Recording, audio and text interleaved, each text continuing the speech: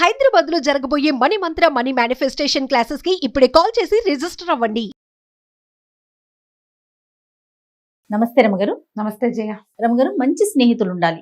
ఇది పదే పదే మనం కోరుకుంటాం, పిల్లలకి కూడా చెప్తూ ఉంటాం. అవును కదా, ఇవాళ రేపు స్నేహితులే కష్టంగా ఉన్నారు. అవును రమగారు, చాలా అంటే క్లోజ్ సర్కిల్ అయిపోతుంది. స్నేహాలు కూడా తగ్గిపోయినాయేమో బహుశా. నేను ఇంకొకటి అబ్జర్వ్ చేస్తాను రమగారు, మగ పిల్లలకు ఉన్నంత ఫ్రెండ్స్ వాళ్ళు 10th క్లాస్ ఫ్రెండ్స్ ని ఇంటర్ ఇప్పటికీ కంటిన్యూ చేస్తానే, ఎంత పెద్దోళ్ళైనా కంటిన్యూ చేస్తారు. కానీ ఆడపిల్లలకి ఒక పెళ్లి అయిపోయినా లేకపోతే ఒక ఉద్యోగంలోకి వెళ్ళిపోయినా పాత ఫ్రెండ్స్ ని అంత కంటిన్యూ కొంతమంది ఏమో ఉంటది, లిమిట్ గా ఉంటది. ఇదివరకటికి ఇప్పటికి తేడా వచ్చింది అనుకుంటాను నా వరకు. నేను ఫ్రెండ్ సర్కిల్స్ మనవి పెద్దవి చేయ ఇప్పుడు, ఎందుకంటే ఇప్పుడే పెద్దవి అంటున్నారా? నువ్వు తలమనకలు అయిపోయి పనిలో అన్ని అంటున్నారు కదా మీరు. ఫ్రెండ్స్ గిన్స్ లేరు నీకు. కాలక్షేపము, చిట్ చాటింగ్, షేరింగ్ కి నీకు అసలు అవసరం ఏముంది? ఖాళీ ఏది నీకు? నీలాంటి కొన్ని ప్రత్యేక జీవులు ఉంటాయి అలాంటి. మిగిలిన వాళ్ళందరూ 24/7 ఫ్రెండ్స్ తో కలిసి ఉంటున్నారు ఇప్పుడు. So Facebook friends extremely sorry అండి, నా ఆలోచన రాంగ్ అయితే. రమ్ గారు చెప్పింది 100% కరెక్ట్. సోషల్ మీడియాలో ఫ్రెండ్స్, ఇన్స్టాలో ఫ్రెండ్స్, కొత్త కొత్త సర్కిల్స్, బిజినెస్ సర్కిల్స్ లో ఫ్రెండ్స్, ఇంటి చుట్టుపక్కల ఫ్రెండ్స్, ఇవి పెరిగినాయి జయ. తర్వాత మనకి వాట్సాప్ గ్రూప్లు వచ్చినాయి చూడు. అవునండి, అవును. School friends, college friends, university friends, group colonial friends, ఒకే కాలనీ ఫ్రెండ్స్. వాళ్ళు కూడా వీడు మా కాలనీ ఫ్రెండ్ అంటుంటారు. మా సీను వాళ్ళ ఇంటికి ఒక ఫ్లోర్ కి ఒక గ్రూప్, ఒక టవర్ కి ఒక గ్రూప్, అది కూడా ఉంటుంది. అలా కూడా ఉంది. కమ్యూనిటీకి ఒక గ్రూప్. ఇప్పుడు ఇందులో ఉన్నాయా ఈ మొత్తం స్నేహితుల సమూహాలు ఉన్నాయా? వీటిలలో బెస్ట్ ఫ్రెండ్స్ ఎంతమంది ఉంటారంటే ఇలాగే లెక్క పెట్టుకోవాలి మనం. అంతే. 10,000 రావు, 5 కూడా రావు, 2 లేదా 3 వీటికేసే చూసుకుంటుంటాం మనం. అంతే. అంతకంటే మిగిలినంతా ఊరికే స్నేహాలు, ఒట్టొట్టి స్నేహాలు, హాయ్ బాయ్ స్నేహాలు, ఏదో చిన్న చిన్న ఇచ్చిపుచ్చుకునే స్నేహాలు, ఓ ట్రిప్ కలిసి వెళ్ళే స్నేహాలు, ఇవన్నీ ఉంటాయమ్మా. ఇందులో మనసిచ్చి పుచ్చుకునే స్నేహాలు ఎన్నుంటాయి? ఇది లెక్క. మీకు ఎంతమంది ఉంటారు రమగారు మీరు అన్నట్లు మనసు ఇచ్చి పుచ్చుకునే స్నేహాలు? చిన్నప్పటి స్కూల్ ఫ్రెండ్స్ లో అయితే శారదొకతి. కాలేజ్ ఫ్రెండ్స్, నా కాలేజీ లైఫ్ లో నాకు ఫ్రెండ్స్ లేరు, కానీ 1 సంవత్సరమే ఉండి వెళ్ళిపోయిన పావని ఒకటి బాగా క్లోజ్ ఫ్రెండే. వీళ్ళు శారద, పావని, వీళ్ళిద్దరు. తర్వాత ఇంకా పైకి వెళ్ళాక నేను తిరుపతిలో ఉన్నప్పుడు ఫ్రెండ్స్ లో నుంచి నాతోటి టచ్ లో ఉన్న వాళ్ళు ఎవరు లేరు, కానీ ఎప్పుడైనా మాట్లాడుకుంటాం, ఎప్పుడైనా సార్, కానీ వాళ్ళు ఎవరు నా క్లోజ్ ఫ్రెండ్స్ గా నేను చెప్పుకోలేను. బాగా పెద్దయ్యాక మనసు ఇచ్చి పుచ్చుకున్న స్నేహాలు కొన్ని కలిసినాయి, కొన్ని మనసులు విరిగిపోయినాయి అనుకో. పోతాయిగా, తప్పదు. ఇక మనం రైలు ఎక్కి దిగేటప్పుడు రైల్లో మనతో కొంత మటుకు ప్రయాణం చేసి దిగుతాయి, కానీ ఉన్నప్పుడు నేను ఇప్పుడు తలుచుకున్నా వాళ్ళని నాకు చాలా సంతోషంగాను, వాళ్ళతో స్పెండ్ చేసిన సమయం అద్భుతమైన సమయంగాను, వాళ్ళ దగ్గర నేర్చుకున్న విషయాలు చాలా మంచివిగాను, నేను అలా అంటే చేదుగా నేనేమి విడిపోలేదు ఎవరితోటి. అదే అలా జరగల. ఇప్పుడు కూడా మనసు ఇచ్చి పుచ్చుకున్న స్నేహాలు ఉన్నారు. మా శ్యామల్ గారు ఉన్నారు, ఒక శాంతి గారు ఉన్నారు, ఒకటి మా వాడు ఉన్నాడు కదా కుర్రాడు అరుణ్. వీళ్ళతోటి మంచి ఫ్రెండ్షిప్ ఉంది. వికీపీడియా, మా వికీపీడియా. ఏం కావాలని అరుణ్ ఏమిట్రా నాయన ఇది అని అడిగితే చెప్పేస్తాడు. నాకు చిన్నప్పటి నుంచి ఒక జబ్బు ఉంది, నాకు చాలా పెద్దవాళ్ళతో ఫ్రెండ్షిప్ ఎక్కువ, లేదా చాలా చిన్నపిల్లలు. అరుణ్ మా అబ్బాయి వయసు వాడితో బోళ్ళంత ఫ్రెండ్షిప్ ఉంది నాకు. మేమిద్దరం అన్ని మాట్లాడేసుకుంటూ ఉంటాం. ప్రతి ఏది డౌట్ వచ్చినా మనం ఫస్ట్ కాల్ చేసేది రమ్మగారు మాత్రం అరుణ్ కి. ఆయన చూడాలి రమ్మగారిని ఒకసారి. అమ్మాయిని చూసినట్టే ఉంటుంది, మా అబ్బాయిని చూసినట్టే ఉంటుంది. మనసు ఇచ్చి పుచ్చుకున్న స్నేహాలు పెద్ద వయసులో కూడా దొరుకుతాయి చేయాలి ఎవరికైనా, దొరుకుతాయి. కానీ చిన్ననాటి స్నేహితులతోటైతే మనం పంచుకుని తిన్నవి, మన చిన్నప్పటి చిలిపితనాలు, చిన్నప్పటి దొంగతనాలు, చిన్నప్పటి ఒక తెలియని చిన్నతనం, ఆ పసితనం, అవి షేర్ చేసుకుంటూ వెళ్ళిన లాంటి స్నేహం లాంటిది ఇంకొకటి అసలు జీవితంలో రాదు, ఉండదు, కలగదు, జరగదు. అది చిన్నప్పుడే కుదురుతుంది. ఎందుకంటే 2 తెలియని అమాయక జీవులుగానే ఉంటాయి కదా. అవును కదా. అవును. ఆ తెలిసి తెలియని తనంలో ఇద్దరు కలిసి నేర్చుకుంటారు చాలా విషయాలు. ఆ స్నేహమే వేరేగా ఉంటుంది. చిన్ననాటి స్నేహితులు అంటారు, అది వేరే కదా. అంతే. ఎంత పెద్దవాళ్ళైనా 50 ఏళ్ళ తర్వాత కలిసినా ఆ చిన్నప్పటివి తలుచుకుంటారు. ఈ మధ్యలో వాళ్ళకి తలుచుకునేందుకు అన్నుండవు మ్యాటర్స్. ఆ చిన్నప్పటి తెలియనితనాన్ని తలుచుకుంటేనే మనుషులకు సంతోషం వస్తుంది. చూడు ఎన్ని విషయాలు మాట్లాడేమో. సూపర్. ఈ ఫ్రెండ్షిప్ మీద ఒక కథ చెప్తా చూడండి. ఏ స్టోరీ అండి ఇది? కథ సరిసాగరం నుంచి ఒక కథ. సరయూ నది తీరంలో ఒక రాజ్యం ఉండేది. ఒక రాజుగారు, మంత్రి గారు ఉన్నారు. ఫ్రెండ్స్ గురించా? రాజు మంత్రి ఉన్నారు కానీ వాళ్ళ పేర్లు చెప్పట్లేదు. రాజుగారికి ఒక కుమారుడు, మంత్రి గారికి ఒక కుమారుడు ఉన్నారు. రాజుగారి అబ్బాయి పేరు సన్మార్గుడు, మంత్రి గారి అబ్బాయి గుణభద్రుడు. ఈ సన్మార్గుడు గుణభద్రుడు కలిసి ఒక దగ్గర రోజుల్లోనే పుట్టారు, ఒక 4-5 రోజుల తేడాతోటి. దాంతో బాగా పిల్లలు 10 నెలలు 8 నెలల వయసు అప్పటి నుంచి ఒకే చోట ఆడుకోవటం అలవాటయ్యి వాళ్ళు పంచప్రాణాలుగా ఉండేవాళ్ళు. ఈ మంత్రులు సైన్యాధిపతులు రాజుగారికి నమ్మిన బంట్లుగా ఉండి తమ పిల్లలు రాజకుమారులకి నమ్మిన బంట్లుగా ఉండేలాగా దోహదపడేవాళ్ళు. ఆ కాలం అట్లా జరిగేది. మంత్రి గారి అబ్బాయి మంత్రి అవ్వాలి, రాజుగారి అబ్బాయి రాజు అయితే మంత్రి గారి అబ్బాయి మంత్రి, సైన్యాధిపతి కొడుకు సైన్యాధిపతి, సైన్యాధిపతి రాజు అయ్యే సిచ్యువేషన్స్ కూడా వచ్చేవి రేర్గా. కానీ అది మనుషులు మంచి వాళ్ళు అయితే జరిగేది కదా, ఏదో కృతజ్ఞులు అయితే జరిగేది. అయితే ఈ సన్మార్గుడు గుణభద్రుడు ఇద్దరు కలిసే పెరిగారు, కలిసి చదువుకున్నారు, ఒకళ్ళనొకళ్ళు మంచి సపోర్ట్ చేసుకునేవాళ్ళు. గుణభద్రుడికి ఎంతసేపు సన్మార్గుడి ఆరోగ్యము, అతని గుడ్ విల్, అతను హాయిగా ఉండటమే కావాలి.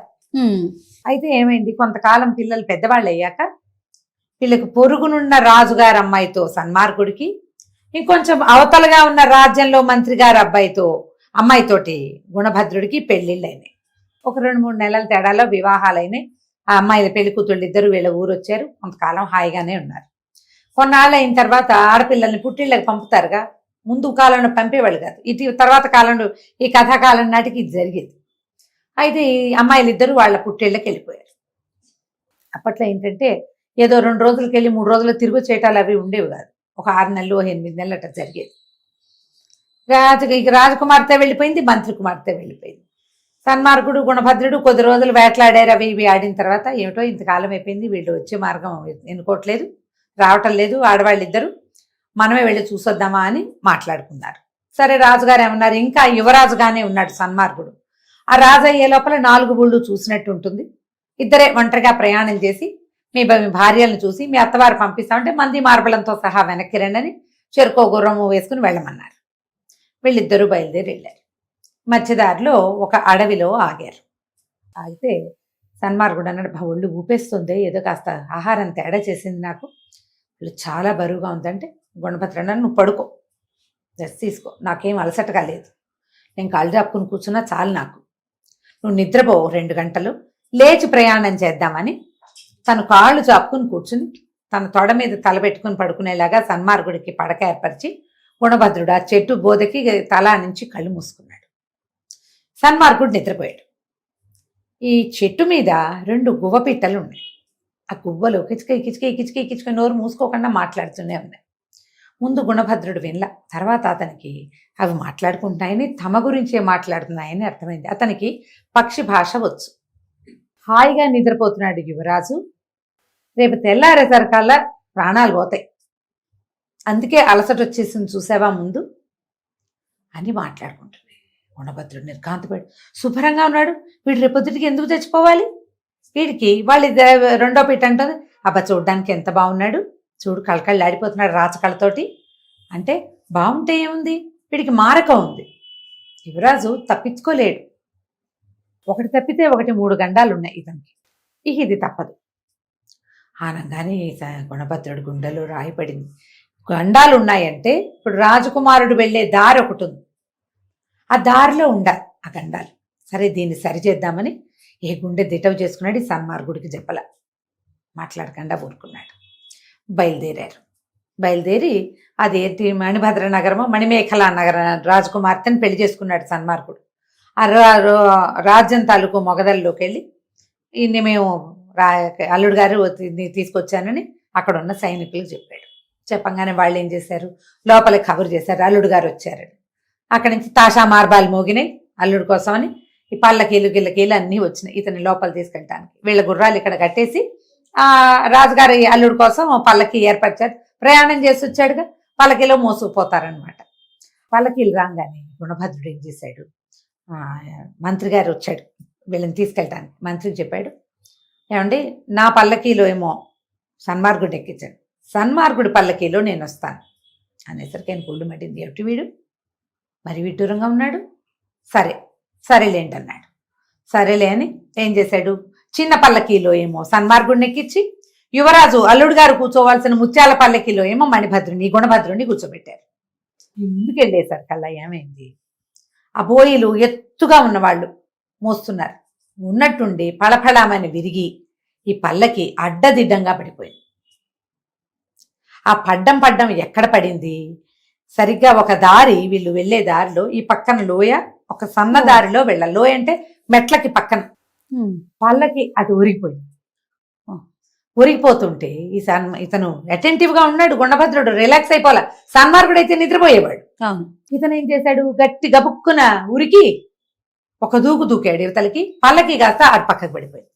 ఒక 3 అంతస్తులు కిందకి పడింది. అయ్యో అయ్యో ఎంత గండం తప్పింది అన్నారు. తనకు తెలిసిపోయింది. ఓహో, ఇది ఒకవేళ సన్మార్గుడు ఉండుంటే పడుకునేసేవాడు. ఎందుకంటే అతనికి అలసటగా ఉంది. ఇంత మళ్ళీ గుర్రం వేసుకొచ్చాడు కదా, నిద్రపోలేదు కాబట్టి బతికిపోయాడు. అయ్య బాబోయ్, రాజుగారు మంత్రి గారు అబ్బాయి తెలివిగా ఉన్నాడు, తెలివేసి లేకపోతే పడిపోయేవాడు అన్నారు. ఇంకో పల్లకి తెప్పించి ఎక్కించారు. సరే, పల్లకి నడిచింది ముందుకు నడిచి వెళ్ళాక ఏమైంది? ఇంకొక 5 నిమిషాల్లో రాజప్రాసాదంలోకి చేరతారనగా బయట ఒక దీని లాంటిది కట్టారు. సింహద్వారానికి ముందు, ఇప్పుడు మన దేవాలయాలకి వాటికి ముందు ప్రాకారాలు లాంటివి కడతారు కదా, ఒకటి స్వాగత ప్రాకారం ఒకటి కట్టబడి ఉంది. ఆ స్వాగత ప్రాకారానికి కింద వీళ్ళు పల్లకి ఆపారు. పల్లకి ఆపిన మరుక్షణం ఆ ప్రాకారం కూలిపడిపోయింది. అప్పుడు కూడా ఏదో పళా అని శబ్దం వచ్చేసరికి ఇతను గుణభద్రుడు అటెంటివ్ గా ఉన్నాడు కదా, పల్లకిలోంచి దిగేశాడు బయటికి. పల్లకి ఆపిన మరుక్షణం అతను దిగాడు. దిగుతూ ఉండగానే పైనుంచి పడింది. హాహాకారాలు చేస్తూ తప్పుకున్నారు, కానీ ఒక పాలకి మోసిన పోయాడు దాని కింద. అయ్యో, ఇదేమిటి ఇట్లా అయింది అని ఆశ్చర్యపోయారు. దిష్టిలు తీశాక భవనాల్లోకి ప్రవేశపెడుతుంటే గుణభద్రుడు అన్నాడు, అయ్యా మంత్రి గారికి చెప్పాడనమాట, సన్మార్గుడికి ఏ గది కేటాయిస్తున్నారో ఆ గది నాకు కావాలి, నా గదిలో సన్మార్గుడిని ఉంచండి అనేసరికి తనకు నచ్చల. సరే, గబగబా వెళ్ళి రాజుగారి దగ్గరికి మంత్రి వెళ్ళి, ఏంటండి తన స్నేహితుడు ఇట్లా ఉన్నాడు, ఇప్పటికీ 2 సార్లు చేసి, అయితే ఏదో ప్రమాదం తప్పిందనుకోండి, ఆయన పల్లకిని తనకు కావాలన్నాడు, సరే ఏదో అయ్యింది, మరి ఇప్పుడేమో యువరాజు గదిలో తను పడుకుంటానంటున్నాడండి అనేసరికల్లా, అతను ఎక్కువ స్నేహంగా ఉండటం వల్ల అలా అంటున్నాడు లేండి, అంతకంటే ఏం లేదు, కాసేపు ఉండనివ్వండి, విశ్రాంతి తీసుకొనివ్వండి, రాత్రికి అమ్మాయి వెళ్లే వేళకి తనే వెళ్ళిపోతాడు, తనే అబ్బాయి వెళ్ళిపోయి అల్లుడు గారు ప్రవేశిస్తాడులేండి అనేసరికల్లా సరే ఏం చేశారు, సన్మార్గుడి గదిలోకి గుణభద్రుడి గదిలోకి సన్మార్గుడిని పంపించారు. ఈ లోపలికి వచ్చిన గుణభద్రుడు గదంతా చూశాడు, అన్నీ చూశాడు, ఎక్కడ ఏం ప్రమాదం జరిగే సూచనలు లేవు, పర్వాలేదనుకున్నాడు. భోజనాన్ని పిలిచారు, భోజనం పెట్టారు. ఆ భోజనం కూడా తను తినకుండా సన్మార్గుడిని తిన్నివ్వల. మంత్రికి వింతగానే ఉంది. సరే, భోజనం అయిపోయింది. రాజుగారు వచ్చి అల్లుడిని బలకరించాడు, అన్నీ అయినాయి. తర్వాత అమ్మాయి వస్తుంది. మరి 6 నెలలు అయిందిగా భార్య వియోగం, అతను అమ్మాయి వెళ్ళిపోయి ఇక్కడ ఉంది కదా పుట్టింట్లో, అమ్మాయి వస్తుంది, మీరు విశ్రాంతి తీసుకోండి అంటే సన్మార్గుడు అన్నాడు, ఆమె గదిలోకి వెళ్తున్నాను నేనని చెప్పాడు. ఆ అమ్మాయి గదిలోకి వెళ్తుంటే భయం వేసింది గుణభద్రుడికి. అమ్మో, ఏమన్నా కొంప మునుగుతుందేమో ఇక్కడని ఇక సన్మార్గుడు వెనకాల చల్లగా వెళ్ళి అతను అటు ఇటు చూసే సమయంలో చటుక్కుని పోయి అద్దం వెనకాల దక్కున్నాడు. అది స్నేహితుడి గది, ఏకాంత మందిరం, ఈ పని చేయకూడదు అనిపిస్తోంది, కానీ ప్రమాదం, రేపు తెల్లారి లోపల చచ్చిపోవాలి ఇతను. అదే కదా గువ్వలు మాట్లాడుకున్నాయి. ప్రాణాలు గుప్పెట్లో పెట్టుకుని కూర్చుంటే చీకటి పడింది, బాగా 10 అయింది, ఎవరని రాల. సన్మార్గుడు మెల్లిగా ఆవలింతలు మొదలైనాయి. అతను బాగా అలసిపోయి ఉన్నాడు, ఏదో ఒంట్లో చిన్న తేడా ఉంది, ఏ ఫీవరిష్గానో ఉంది. ఆ బల్ల మీద పెట్టిన పాలు తాగేసి ఒళ్ళు విడుచుకొని నిద్రకు ఉపక్రమించాడు. దాంతో దారిన అతను నిద్రపోయాడు. లోపలికి యువరాణి వచ్చింది. చూస్తున్నాడు గుణభద్రుడు. ఆ యువరాణి ఇడి తిరిగింది. భర్తను చూస్తే అది మంచి గాఢ నిద్రలో ఉన్నాడు. ఓ 2 గంటలు పడుకుని లేచిన తర్వాత భార్యతో కబుర్లు చెప్పచ్చు. ఆ అమ్మాయికి ఒళ్ళు మండిపోయింది, బుసలు కొడుతూ బయటికి వెళ్ళింది. ఈ వెనకాల కూర్చున్న గుణభద్రుడికి డౌట్ వచ్చింది, ఏమిటి భర్త 6 నెలల తర్వాత కనపడ్డాడు, పడుకున్నాడు అనుకో, వచ్చి తన పక్కన ఆ పర్యంకం మీద రెండో పక్కన పడుకోవచ్చు కదా, ఈవిడ ఎక్కడికి వెళ్తోంది? చటుక్కున ఆమె వెనకాల బయలుదేరాడు. తీరా చూద్దాము, అమ్మాయి లోపలికి వెళ్తల్లా, బిల్డింగ్ లోపల కాదు బయటికి నడిచింది. ఆమె వెనకాల పరిగెత్తుకుంటూ గుణభద్రుడు కూడా వెళ్ళాడు. వెళ్తే ఆ అమ్మాయి బయటికి వెళ్ళి అక్కడున్న ఒక గుర్రం ఎక్కి టకటకలాడించకుండా నిదానంగా తను నడవకుండా గుర్రం మీద వెళ్తోంది. కొంతమేరకు వెళ్ళి ఆ గుణభద్రుడు గబగబా విసురు అడుగులతోటి, అంటే పరిగెత్తలేకపోయేవాడు, కానీ వెళ్ళాడు.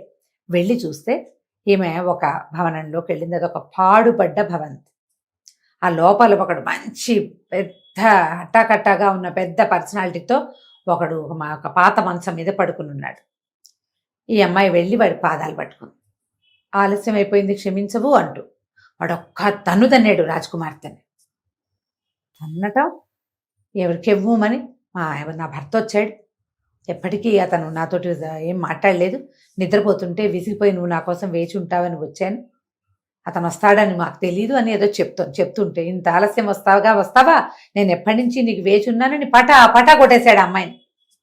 ఈ అమ్మాయి వాడిని బతిమిలాడి కాళ్ళు చేతులు పట్టుకుని, క్షమించు, నువ్వు వేచి ఉంటావని నాకు తెలుసు, నా భర్త రావటం వల్ల బాగుండదని ఉండిపోయాను అంతే అని చెప్పి అతన్ని కావులించుకుంది. ఈ మంత్రి కుమారుడు చూస్తూనే ఉన్నాడు. ఆ అమ్మాయి భర్తతో చేయవలసిన సరాగమంతా ఇక్కడున్న ఈ చోరశిఖామణిలాగా దొంగలాగా కనపడుతున్నాడు వాడు. అతనితోటి అన్ని నెరిపి అతన్ని పడుకోమని, నేను మళ్ళీ వెళ్తాను, నా భర్త నిద్రలేస్తాడేమో చూస్తాను. ఆ వాడన్నాడు, నీ భర్త వద్దు, ఏమీ వద్దు, నీకు ఒక కత్తిస్తా, మంచిది, ఒక్క వేటుతో చచ్చిపోతారు ఎవరైనా సరే, వెళ్ళి నీ భర్తను సంహరించి వచ్చి, ఇక నీ భర్త వచ్చే గోల ఉండదు మనకి. భర్తను ఎవరు సంహరించారో 4 ఏడుపులు ఏడిస్తే సరిపోతుంది. ఇక నువ్వు మీ అత్తారింటికి వెళ్ళక్కర్లేదు, నేను నీకోసం వేచి ఉండక్కర్లేదు, నువ్వు నేను కలిసి ఉండొచ్చు అన్నాడు. ఈ అమ్మాయి అతను ముందు ఒప్పుకోలేదు, కానీ వాడు ఒప్పించేశాడు. ఒక ఇంత చొరకత్తి ఇచ్చాడు. ఆ కత్తి ఇట్లా బొడ్డును దోపుకుని బయటికి నడిచింది. నిర్ఘాంతపోయాడు మణి. ఈ గుణభద్రుడు, అయ్యా ఇదిరా మన కథ, తెల్లవారేసరికి రాజకుమారుడు అయిపోతాడు. ఇక పరుగులు పెట్టాడు. ఈమె గుర్రం ఎక్కి నిదానంగా టిక్కు వచ్చే లోపల పరిగెత్తుకుంటూ వెళ్ళి ఆ మందిరంలో కూర్చున్నాడు. రాజకుమారుడిని నిద్రలేపి మీ ఆవిడ నేను చంపేస్తుంటే ఎలా ఉండేదో అలా చేయలేకపోయాడు. అది వాళ్ళ ఊరు కదా, చేయలేక దాని వెనకాల దాక్కున్నాడు. ముందు దాక్కున్నాడుగా అక్కడే. ఈ అమ్మాయి రావటం ఏమిటి, అమ్మో ఇట్లా లోపలికి వచ్చి చటుక్కుని దింపేసింది కత్తి. వీడు కేకలు పెడుతూ ఈ గుణభద్రుడు ఆమెను పట్టుకునే లోపలే ఆ కత్తి కాస్త రాజకుమారుడి గుండెల్లో దిగిపోయింది. అరిచి కేకలు పెట్టాడు. ఆ అమ్మాయి అంతకంటే పెద్దగా అరిచి అందరూ చేరారు. ఈ దుర్మార్గుడు నన్ను చెరచబోయాడు, నా భర్త అడ్డం వస్తే భర్తను చంపేశాడు అంటుంది ఆ అమ్మాయి. మంత్రి గారు, అందరూ, సైన్యాధ్యక్షుడు అందరూ చేరారు.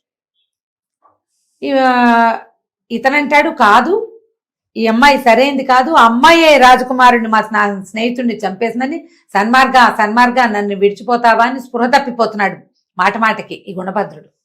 జనాలకు ఏం చేయాలో తెలియలే. రాజకుమార్తె మరి వాళ్ళ సొంత పిల్లని వాళ్ళు తప్పుగా ఎందుకు అనుకుంటారు, అది పతివ్రతని భావిస్తారు కదా ఎవరి పిల్లని వాళ్ళు. ఈ చెలికత్తెలందరికీ కొంచెం విషయం తెలుసు ఈ అమ్మాయి సరైంది కాదని, కానీ ఎవరు దాన్ని సపోర్ట్ చేయలే. మంత్రి సైనికులందరికీ రాజకుమార్తె బంగారు తల్లి. రాజుగారు వచ్చాడు హుటాహుటిన, అయ్యో నా అల్లుడిని చంపేశాడు, ఎవడరా అంటే వీడన్నారు మన ఈ గుణభద్రుడు. ఈ గుణభద్రుడిని అరెస్ట్ చేయండి, చంపేయండి, తెల్లవారేసరికి ఉరిదీయండి అన్నారు. ఈ స్పృహ తప్పిపోయి వేళ్లాడిపోతూ సన్మార్గాన్ని ఏడుస్తున్నటువంటి ఈ గుణభద్రుడిని గొలుసులు కట్టి మరీ తీసుకుపోయారు. ఈ రాజకుమారుడికి ఏదో అంత్యక్రియలు అవి చెయ్యాలంటే వాళ్ళ అమ్మా నాన్నకి తెలియవద్దు. ఈ ప్రేతం పాడవకుండా ఏదైనా ఏర్పాటు చేయండి అన్నాడు రాజు. రాజకుమార్తెను ఓదార్చాడు. ఆవిడ పిచ్చపిచ్చగా ఏడ్చేస్తోంది. మంత్రి గారికి డౌట్ పట్టుకుంది. ఆయన ఈ గుణభద్రుడు ఊళ్ళోకి వచ్చిన దగ్గర నుంచి అతని ప్రవర్తనని చూసున్నాడు. 2 సార్లు ఇతనికి ప్రమాదం తప్పినా కూడా 3వసారి కూడా మళ్ళీ ఇదే సన్మార్గుడి గదిలోనే ఉండాలని ఎందుకు కోరుకున్నాడు? ఈ రాజకుమార్తె ప్రవర్తన ఏమిటి ఫిషీగా ఉంది. ఆవిడ ఏడుస్తూ అందరూ తనని నమ్ముతున్నారా లేదా అన్నట్టు చూస్తోంది. ఈయన ఏం చేశాడు, చెరసాల్లోకి వెళ్ళి గుణభద్రుడిని అడిగాడు, నాయన ఏం జరిగిందంటే, అయ్యా మీరు మా నాన్నగారు కూడా మంత్రే, మీరు మా నాన్నగారి సహచార మంత్రి అనుకోండి, నేను అక్షరాల నిజం చెప్తా, మీ రాజకుమార్తె మంచిది కాదు, ఆమెకి దుష్ప్రవర్తన ఉంది. నిన్న రాత్రే నేను ఇది చూసా. మేము మా ప్రయాణంలోనే గువ్వల వల్ల తెలుసుకున్న రాజకుమారుడికి ప్రాణగండ ఉందని. అతన్ని కాపాడడానికి అతను ఉండే ప్రతి చోట నేను పోయి కూర్చున్నా. నాకేం అవల, కానీ అతను అక్కడ ఉండుంటే ఇవి జరిగేవి అతనికి. నేను చూస్తూ ఉండగానే నా స్నేహితుడి గుండెల్లో కత్తి దింపేసింది. అనగానే కావాలంటే నేను గుర్తులు చెప్తా, ఎంత దూరం ఆమె గుర్రం మీద వెళ్ళిందో, నేను ఆ దూరం అంతా నడిచాను, నాకు ఆ దారి తెలుసు. ఎందుకంటే ఈ ఊరు అతనికి కొత్త, అవును. దారి నాకు తెలుసు, నేను కళ్ళు మూసుకుని కూడా వెళ్ళగలను, ఎందుకంటే ఏ దారిలో వెళ్ళానో అదే దారిలో వెనక్కి వచ్చాను అని చెప్పి నేను మందిరంలో నుంచి బయటికి వెళ్ళేటప్పుడు ఇట్లా దారిలో వెళ్ళానని గీసి చూపించాను. ఈ భటుల్ని చూపిస్తే వాడన్నారు ఇక్కడ ఒక పాడుబడిన భవంతి ఖచ్చితంగా ఉంది. కొత్తవాడు వీడికెలా తెలుసు, ఈ ఊరికి కొత్త కదా. అక్కడ అందులో ఒక చోరుడు ఉన్నాడు. సరే, చోరుని పట్టేశారు వాళ్ళు. రాజకుమార్తె విషయం బయటపడిపోయింది. రాజుగారు రాజకుమార్తెని దేశ బహిష్కరణ విధించేశాడు. ఇతను అన్నాడు, ఈ గుణభద్రుడు నన్ను వదిలేయండి, నా స్నేహితుడి ప్రేతాన్ని నాకు ఇచ్చేయండి, అతను ఎట్లాగైనా బతుకుతాడేమో, నేను చేసుకుంటాను, ప్రేతం పాడు కాదు అని చెప్పి ఈ సన్మార్గుడి ప్రేతాన్ని మోసుకుని వెళ్ళాడు. ఇతనికి ఏం డౌట్ వచ్చింది, మీ ఇద్దరం ఒకేసారి పుట్టాం, ఇద్దరం ఒకేసారి పెళ్లి చేసుకున్నాం, ఇద్దరు భార్యలు ఒకేసారి పుట్టింటికి వెళ్ళారు, ఒకటి పిశాచని తేలింది, నాదేం చేస్తోందో. ఆడవాళ్ళని నమ్మగలవా? ఈ మాట అనుకోవటం బాధే, మనమ్మ కూడా ఆడదే కదా, బాధగా ఉంటుంది. కానీ అసలు ఇక్కడ ఇలా జరిగింది కదా, అందుకని చెప్పి ఇతను ఏం చేశాడు, తన స్నేహితుడి ప్రేతాన్ని పుచ్చుకొని అతను జీవించకపోతే నేను కూడా జీవించను అలాంటి భావనలో ఉన్నాడు. బోల్డ్ అన్ని తీర్థాటనలు చేశాడు మధ్యలో ఈ ప్రేతంతో, ఎక్కడైనా జీవించే అవకాశం లభిస్తుందేమో అని. ఎక్కడా దొరకల. ఈ దారి అంతా చూస్తూ చివరికి తన మామగారింటికి చేరాడు. చేరాక ఈ ప్రేతం ఉన్న పెట్టెని ఒక గదిలో పెట్టించాడు. మామగారితో ఏదో మాట్లాడాడు. తర్వాత ఆ రాత్రి భార్యాభర్తలు ఏకశయ్య గతులు అవడానికి ఒక గది ఏదో పెట్టారు. అతను లోపలికి వెళ్ళి పడుకున్నాడు. లోపలికి వచ్చింది అతని భార్య. చూస్తూనే ఉన్నాడు, ఏం చేస్తుందో చూద్దాం, ఇదేం చేస్తుందో. మరి అక్కడ చూశాడుగా, ఆ అమ్మాయి ఈ దగ్గరకు వచ్చి ఇతని ముఖంలోకి ఎట్లాగే చూస్తోంది. చంపేస్తుంది అనుకున్నాడు. జరగచ్చు ఇట్లా కూడా. తల దగ్గర నుంచి చివరికి వచ్చి కాళ్ళు ఇట్లా ముట్టుకుని దండం పెట్టుకుంది. ఇది చంపేయటానికే కాళ్ళు పట్టుకుంటోంది అనుకున్నాడు. ఏం చేసింది, ఇక్కడి నుంచి అవతలకి వెళ్ళి మెళ్ళలో ఉన్న నగలు అలంకారాలు అన్నీ తీసి అక్కడ పెట్టి చూస్తూనే ఉన్నాడు. జుట్టు ముడి కూడా తీసింది, జడంతా పొడుగు తీసింది, జుట్టు విరబోసుకుంది. ఒక మూల కత్తులు అవి పెట్టున్నాయి, ఒక కత్తి తీసుకుంది. అని చూస్తున్నాడు, ఏదో చేస్తుందని. కత్తి తీసుకున్న ఆమె మంచం వైపుకి రాల, వాకిలి వైపుకి వెళ్ళిపోయింది. ఏదో జరుగుతుందని ఈ గుణభద్రుడు భార్య వెనకాల పడి నడవటం మొదలుపెట్టాడు. ఆ అమ్మాయి ఎక్కడికో నడిచి వెళ్ళిపోతుంది. కత్తిపుచ్చుకుని జుట్టు విరబోసుకుంది, నిరలంకారం, ఒక్క అలంకారం లేదు, మెళ్ళలో మంగళసూత్రాలు మాత్రం ఉన్నాయి, నాగా నట్రా తీసేసింది మొత్తం. అక్కడికి ఎక్కడికో వెళ్తుంటే ఒక పురాతనమైనటువంటి అమ్మవారి దేవాలయం లోపలికి వెళ్ళి వెళ్ళేసరికి లోపలికి వెళ్ళి నుంచుంది అమ్మ దగ్గర. అమ్మా, 6 నెలల నుంచి నా భర్త కోసం వేచి ఉన్నా, రాలేదు, వస్తాడనుకుంటున్నా, ఇన్నాళ్ళకి వచ్చాడు. నా భర్త ముఖం చూసి చచ్చిపోవటానికి నిశ్చయించుకుని ఉన్నా. నా భర్త నా కోసం వస్తే శిరస్సు ఇస్తానని మొక్కుకున్నాను నీకు. ఆయన వచ్చాడు, చూశాను, శిరస్సు ఇదిగో, నా శిరస్సు తీసుకో అని చెప్పి మెడ నరుక్కోవటానికి సిద్ధపడింది అమ్మాయి. అమ్మవారికి మొక్కుకుంది, ఎప్పటికీ ఇతను రావట్లేదు, పుట్టింటి వాళ్ళు పంపరు, నీ భర్త వస్తే పంపుతామంటారు, అతనేమో రాడు. అమ్మాయి వచ్చిన దగ్గర నుంచి అత్తారింటికి వెళ్ళిపోదామన్నది, ఆ మొగుడు నదులు ఉండలేక. అప్పుడు అమ్మవారు కనపడి, అమ్మాయి, నీ భర్త అంత సులువుగా ఇది కాడు, అసలు అతను మరణించడానికి వచ్చాడు ఈ ఊరు, స్నేహితుడి ప్రేతాన్ని పుచ్చుకుని తిరుగుతున్నాడు. నువ్వు ఇంటికి వెళ్ళిపో, నీ పాతివ్రత్యానికి మెచ్చి నీ భర్త తాలూకు స్నేహితుడిని కూడా నేను బతికిస్తున్నా. తైలం పెట్టెలో ఉన్నాడు, నూనె పెట్టెలో, దాంట్లో నుంచి బయటికి తీసి గంగా స్నానం చేస్తే వాడు జీవిస్తాడని ఆవిడేదో ఒక విభూది అవి ఇచ్చింది. అమ్మవారు ఇచ్చింది ఒక విభూది, ఒక పేంబెత్తము ఇచ్చింది, గంగాజలం కూడా ఒక కుండతోటి. అవన్నీ పుచ్చుకుని అమ్మాయి జుట్టు ముడేసుకుని ఆ కత్తి అక్కడ బారేసి 3 సామాన్లు పుచ్చుకుని ఇంటికి వచ్చింది. ఇదంతా చూసేశాడు గుణభద్రుడు. ఆహాహా, నా భార్య ఎంత పతివ్రత, దీనివల్ల నా స్నేహితుడు కూడా బతుకుతున్నాడే. పరిగెత్తుకుంటూ వెళ్ళిపోయి పక్క మీద పడుకున్నాడు. ఆవిడ గదిలోకి వచ్చింది. ఇతను లేచాడు, అని నిద్ర లేచినట్టు లేచి, నువ్వు ఇప్పుడే వచ్చావా, నాకు ఒక గొప్ప కళ వచ్చింది. ఎలాంటి కళ అంటే, ఒక స్త్రీ జుట్టు విరబోసుకుని దేవాలయంలో కూర్చుంది, అమ్మవారికి తల ఇస్తానంటోంది, నాకు అట్లా కళ వచ్చింది. అయితే అమ్మవారు ఆమెకి ఏదో వరం ఇచ్చినట్టు కళ వచ్చిందంటే ఆవిడ పాదాలు పట్టుకుంది. ఈ కళ కాదు, ఇది అక్షరాలా జరిగింది.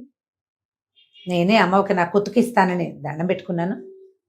ఆమె నీ స్నేహితుడిని బతికించడానికి అవకాశం ఇచ్చింది మనకి, పద నీ స్నేహితుడిని బతికిద్దాం. భార్యాభర్త ఇద్దరు కలిసి ఆ పక్క గదిలో పెట్టెలో పెట్టున్న ఈ సన్మార్గుడి శరీరాన్ని నూనె దాంట్లోంచి తీసి బయట పెట్టారు. ఈ గంగాజలం పోసి విభూతి జల్లి ఆ బెత్తంతో రాస్తే లేచి కూర్చున్నాడు సన్మార్గుడు. లేచి కూర్చుని ఆ చూసి, మిత్రమా ఏమిటి నీ భార్యను కూడా తీసుకొచ్చావా అంటున్నాడు. నా భార్యను తీసుకురాలేదు నాయన, నా భార్య నిన్ను తీసుకొచ్చింది, ఇదిగో ఈ కథ అంతా ఇట్లా జరిగిందని మొత్తం విషయం అంతా చెప్పాడు. సన్మార్గుడు ఆశ్చర్యపడి, నాకు తెలియకుండా ఇంత కథ నడిపావు నువ్వు, సరే పద మనం మన ఇంటికి వెళ్ళిపోదాం నీ భార్యను తీసుకుని. మర్నాడు ముగ్గురు ప్రయాణమై వాళ్ళ సొంత ఊరు సరయూ నదీ తీరంలో ఉన్న ఆధారా నగరానికి వెళ్ళిపోయారు. తర్వాత సన్మార్గుడు మళ్ళీ ఇంకొక జాతకం చూసుకుని మంచి అమ్మాయిని పెళ్లి చేసుకుని సుఖంగా సంతోషంగా ఉన్నాడు. స్నేహితులంటే అలా ఉండాలి. చాలా బాగుంది రమ్మగారు, చాలా చాలా బాగుంది. నమస్తే. నమస్తే.